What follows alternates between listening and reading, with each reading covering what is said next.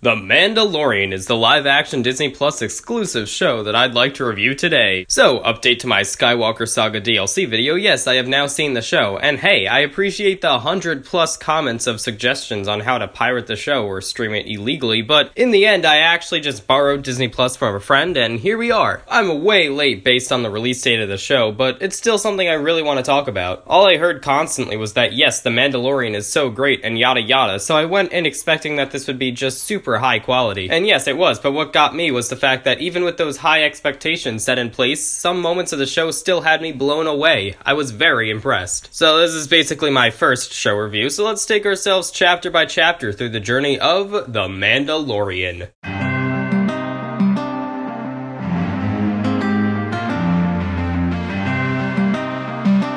Chapter 1 had me going in generally unsurprised. The setup of the show was done all with great style. I was immediately impressed by the various dynamic settings and outstanding visuals. The use of practical effects over CGI for characters, creatures, locations, etc. made me prefer the visuals of this show over any of the sequel trilogy Star Wars movies, which really says something. I was also very into the music, which certainly contributed to the engaging style of it all. The whole show had a style very unlike the traditional Star Wars style one would expect, which I appreciate for expanding the universe, generally speaking. The setup of the Mandalorian's actual character was okay. He was mostly just portrayed as cool and almost reckless in a way, but also having stuff to learn. Then by the end, I loved the action with IG-11, which his fighting style in itself is engaging. And then this episode had one of the best cliffhangers I've ever experienced. Chapter 2, very well done opening. Then you want to say you'd never see a chase fight take place with a sandcrawler until that actually happens, and that's pretty cool. Actually, I was a little bothered that the Mando's objective for the entire episode was technically filler for the season, but it still worked to develop things nicely between the Mando and Baby Yoda, and it still held up as pretty entertaining. Chapter 3 brings us back to the main plot, and all I have to say is that this episode generally worked, or at least helped establish the real main plot of the show. Nothing bad here, and everything was still just as well done. Loved the action. Chapter 4 comes as a bit of a stretch. Too many moments had Mando just standing around talking about something that would become irrelevant moments later, but the important stuff was still there. Kara's character was just fine, and by now, I was starting to question the Mandalorian's character, considering he acts on and off ruthless until something triggers him to become sympathetic. I'll get more into that later. Chapter 5 takes us to Tatooine. Now might also be a good time to bring up how every time the show attempted comic relief, I hated it so passionately because the serious tone worked so much better. So now let's talk about that nostalgia factor, because I think it worked great. This show, like I said, had its own unique style unlike traditional Star Wars,